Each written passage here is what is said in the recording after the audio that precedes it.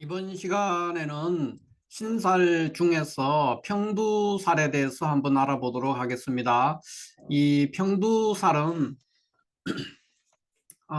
이게 머리가 평평하다는 뜻입니다. 평평할 평자에 머리 두자. 그래서 글자 중에서 간지 가불병정 무기경신임계라는 참간과 자축인묘 진사오미 신유수레라는 기지 중에서 어, 이 글자 윗부분이 평평한 형태를 갖춘 것이 사주에 많이 있으면 이 평두살에 해당이 된다, 이렇게 말할 수가 있죠. 그러면은 글자의 윗부분이 평평한 모양, 그거로 이제 그것이 있으면 평두가 되는데, 이런 글자들을 보통 자형살이라고 합니다. 자형살, 글자의 형태로 인해서 생긴 어떤 일종의 신살이거든요.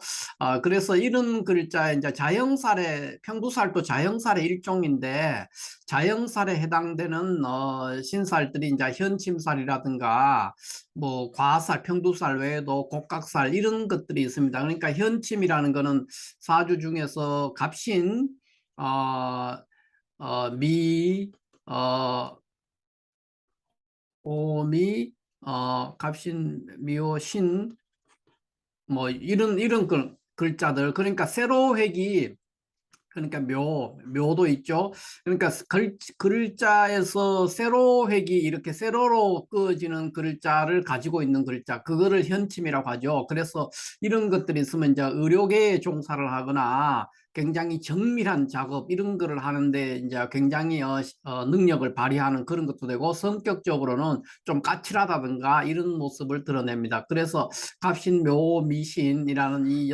6개 글자죠. 이것을 이제 현침살이라고 하고, 과살이라는 거는 이제 이 창과자가 사주 내에 많이, 예를 들면 뭐 무술일주 뭐 이런 글자들요. 창과자가 부수에서 창과자가 두 개가, 이런 걸 과살, 이런 게 있으면은 이제 뭐 큰 뭐 수술이라든가 어떤 그런 거를 자주 하는, 그러니까 몸에 수술을 하는 일들, 그런 일들이 자주 있게 되고, 곡각이라고 하는 것은 글자가 꾸부정한 글자입니다. 글자의 형태가, 그러니까 뭐 을사라든가 을축이라든가 뭐 이런 글자들, 또는 뭐 꾸부정한 글자가, 그러니까 사나 축이나 뭐 기축, 이런 것도 해당이 되죠. 다 꾸부정한 것들이 많은 글자들, 이런 글자가 있으면 이제 곡각인데, 보통 중년 이후에 뭐 그 수술을 하거나 마비라든가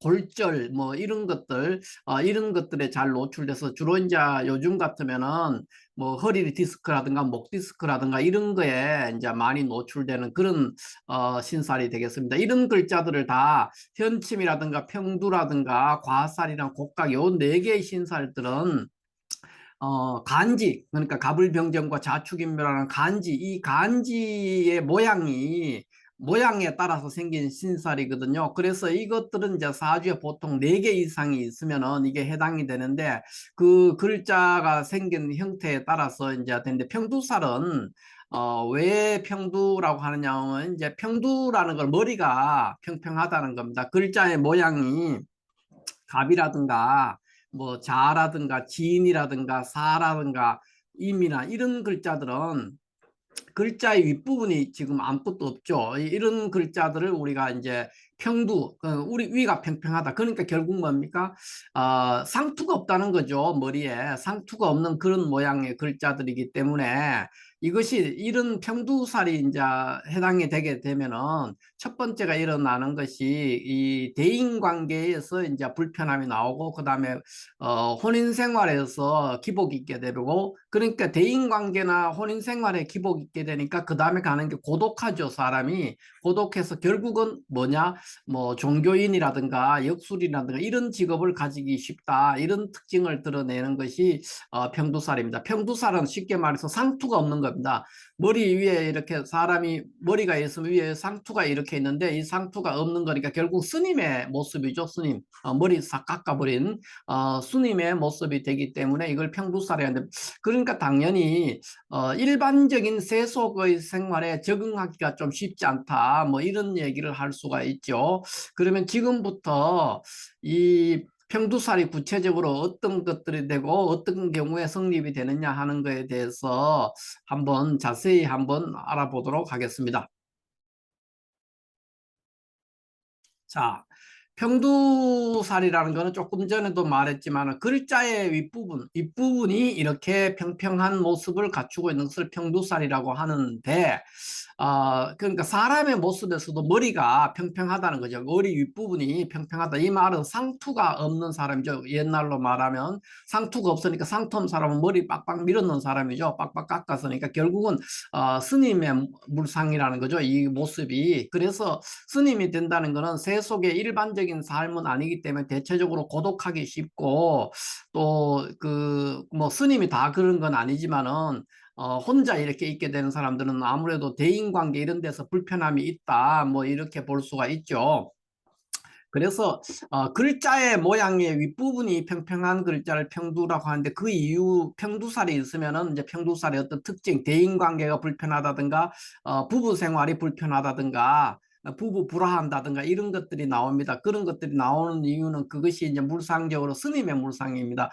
현침살이라고 하면은 현침살은 뾰족한 거기 때문에 이제 뾰족한 걸 다루는, 그러니까 바늘 같은 거를 다루는 능력이 좋은 사람이죠. 그런 식으로 글자의 모양에 따라서 나오는 신살이 평두살이다. 그리고 왜 평두살이 대인관계가 불편하고 또 결혼 생활에 기복이 있고 또 결혼을 하기 어렵다든가 결혼 생활에 기복이 있다든가 또 대인관계가 불편하다든가 하는 그런 일들이 생기냐면은 글자의 모양이 상투가 없는 글자이기 때문에 혼자서 이제 수도를 하거나 뭐 절에 가서 스님이 되거나 하는 그런 물상이기 때문에 당연히 결혼 생활이 불편할 수 있고, 또 고독을 좋아하는 사람이기 때문에 많은 사람과 어울리는 것이 별로 좋지 않을 수도 있죠. 그런 것들이 불편하게 원만하게 이루어지지 않을 수 있기 때문에 생길 수 있는 거다, 이렇게 볼 수가 있겠습니다. 어쨌든 글자의 모양에 의해서 생성된 신살이다, 이렇게 이해를 하면 되겠습니다. 그러면 조금 전에도 말했지만 이런 것들을, 이런 평두살과 같은 신살을 자형살이다, 글자의 형태에 의해서 생긴 살이라는 거죠. 그러니까 그런 것들에 해당되는 신살이 몇 개냐면 네 개가 있습니다. 현침이나 평두나 과살, 곡각에 해당이 되는데, 오늘은 평두에 대해서 얘기를 하니까, 그럼 평두에 해당되는 글자가 뭐냐, 윗부분이 평평하다 그랬어요. 글자 윗부분이 평평한 모양이면 평두가 해당되니까 우리가 자축인묘 진사옴이라는 그 간지를 두고 한번 찾아보면은 갑 보통 이제 갑, 그다음에 병, 정, 다 위에가 평평하죠. 그다음에 뭐 임, 뭐 그다음에 지지에서는 자, 또 진, 사, 뭐 이런 글자들이 해당이 됩니다. 되는데, 보통 이제 평두라고 얘기를 했을 때는 이렇게 갑병, 정임, 자진, 이렇게 보통 6개를 시중에서는 많이 얘기를 하지만, 평두의 기본적인 글자의 윗부분이 평평한 모양에 해당되는 글자를 찾으면은 갑병, 정임, 자진 외에도 을기, 사유축이라는 것들도 다 이렇게 글자의 윗부분이 평평합니다. 평평하기 때문에 이것들도 평두살에 해당이 된다, 이렇게 봐야 될 것 같습니다. 그러니까 뭐 예를 들면은 뭐 여기에서 뭐 정화다 또는 임수다 이런 것들이 위에 평평한데, 을이나 기가 위가 뭐 뾰족한 게 없지 않습니까? 또는 지지에도 자진이 위에가 평평한 글자죠. 근데 사유축도 위에가 평평해요. 이런 것들을 봤을 때 뭐 이 을기 사유축이 평두에 해당되지 않는다, 이렇게 주장할 근거가 굉장히 약하다, 이렇게 본다면 결국은 평두에 해당되는 글자들은 갑병정임 자진 외에 을기 사유축 이렇게 됩니다. 그러나 보통 시중에서는 전통적으로 내려왔는 것을 이제 따를 때는 갑병정임 자진, 요거를 천간에는 갑병정임 정임 지지의 자진 요런 거에 좀 범위를 한정해서 이제 보는 경향이 있는데, 평두의 기본적인 개념으로 봤을 때 평두라는 거 글자 윗부분이 평평한 모양이니까 을기사유축도 포함이 된다고 보면은 갑병정임, 자진, 을기사유축이 다 평두살에 해당이 된다, 이렇게 주장하는데 무리가 없다, 이렇게 볼 수 있겠습니다. 그러면 이 평두살이 있으면 평두살이 그냥 뭐 갑이라는 글자 한 개만 있으면 되고 뭐 두 개만 있으면 되고 그런 것이 아니고 보통 네 개 이상이 있어야 성립되니까 뭐 이런 거죠. 예를 들어서 갑자일주가 옆에 뭐 병진이 있거나 갑자일주에 월주에 병진이거나 뭐 시주에 임자 뭐 이런 것들이 있거나 갑자일주에 임자라든가 갑자일주에 병진이라든가 이런 식으로 네 글자 이상, 그러니까 이렇게 사주에 특히 뭐 붙어 있으면 더 강하겠죠. 그러니까 이런 식으로 네 개 이상이 있으면은 이제 평두살에 해당이 된다. 우리가 곡각이나 이런 거를 얘기할 때도 곡각살 같으면 뭐 을축일주에 옆에 기축일주가 있다든가 또 을축일주와 뭐 을사가 있다든가 이런 것들이 곡각에 해당이 되거든요. 그런 거와 마찬가지로 이 갑자와 병진 이런 식으로 붙어서 네 개 이상이 있을 때 성립된다. 글자가 한 개 있다고 해서 성립되지는 않는다. 그러니까 평두가 성립되려면 뭐 많죠. 뭐 갑진일주가 있는데 옆에 뭐 병자가 있다든가 또 뭐 갑진일주가 있는데 또는 뭐 병진일주가 있다든가 이런 것들, 또는 뭐 갑진일주가 있는데 뭐 임자 뭐 이런 것들이 다 평두가 된다는 겁니다. 그러니까 네 개가 되죠. 이런 식으로 의외로 평두가 성립되기가 매우 쉽습니다. 그러면은 이런 그 뭐 평두살이 해당이 되면 어떤 현상이 생기느냐 이렇게 봤을 때 첫 번째는 인간관계를 오직 이해타산을 위해서 자신의 이익을 위해서 활용하니까 결국은 인간관계를 이해타산에 따라서 작용하는 거니까 사람들하고 관계가 별로 좋지 않을 수가 있습니다. 그 다음에 자기보다 유능한 사람들에 대해서 질투하거나 또는 그거에 대해서 뭐 어떤 분쟁이나 이런 거에서 논점거리에서 자기 주장을 너무 강하게 하고 호전성인 그런 성향, 그러니까 싸움을 한다는 거죠. 그런 성향들을 보기 때문에 대인관계가 원활하지 않을 수가 있죠. 그러니까 그거 당연히 그렇게 되니까 결혼 생활도 어렵고 부부도 불화하고 그 결과로 또 고독하게 됩니다. 그래서 결국은 평두살이 있으면 어떤 현상이 나오느냐 이렇게 했을 때 첫 번째 대인 관계가 원만하지 않다, 이게 하나가 나올 수 있고, 두 번째는 굉장히 부부 생활이 파탄이 있다, 부부 생활에 기복이 있다, 이렇게 말할 수가 있고, 그렇게 되니까 세 번째로 나오는 게 이제 고독하게 되죠. 고독하니까 결국은 이제 스님이라든가 이런 거 되니까 종교에 귀하거나 또는 이제 역술인 뭐 이런 직업이 이제 잘 맞는 그런 현상을 보인다는 겁니다. 그러니까 평두살의 가장 큰 특징은 대인관계가 불안하고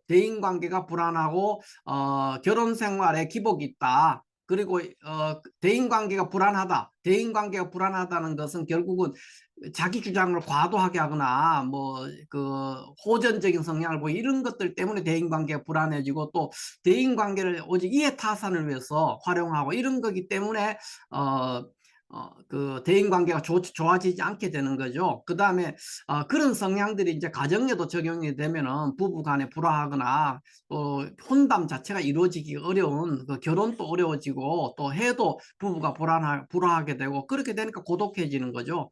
그 결과로 이제 종교나 역술인 이런 직업이 평두살이 있으면 종교인이나 역술인 직업에 잘 맞는다고 하는 이유가 그렇다. 그런 이유로 인해서 그렇다, 이렇게 이야기를 할 수가 있겠습니다. 자, 이렇게 해서 오늘 평두살에 대해서 한번 자세히 한번 알아봤는데, 다시 처음으로 우리가 돌아갔을 때, 자, 평두살 글자의 윗부분이 평평한 글자니까 자축인묘 진소명와 거기서 평두가 되는 가장 큰 게 이제 뭐 갑병정임 또 자진 이런 글자들이 지지에 4개 이상 있으면은 평두에 해당이 된다. 그 평두가 있으면은 일단 대인관계가 원만하지 않고, 그 다음에 결혼 생활에 풍파가 있다. 그래서 고독하다. 뭐 이런 식으로 요약을 해볼 수가 있겠습니다. 자, 어쨌든 평두살은 글자의 모양으로 인해서 생긴 신살의 일종으로서 현침이라든가 평두라든가 과살이라든가 곡각 이 모든 것들은 평두살에 해당되는데 그 중에 하나다 이렇게 이해를 하면 될 것 같습니다.